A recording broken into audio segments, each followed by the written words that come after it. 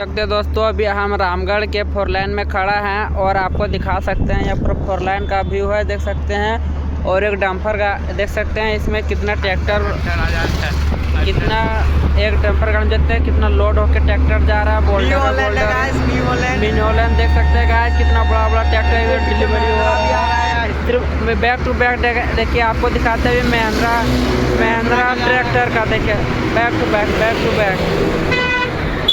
देख सकते हैं। पूरा भीड़ देख सकते हैं पूरा।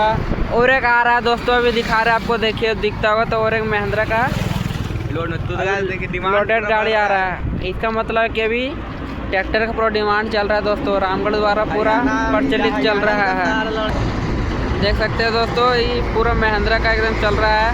और लोडेड गाड़ी सिर्फ ट्रैक्टर चल रहा है। ये बहादुर गदड़ी है गाइस, बहादुर गदड़ी जानते करते हो। देख सकते हो। ठीक है दोस्तों, बाय बाय।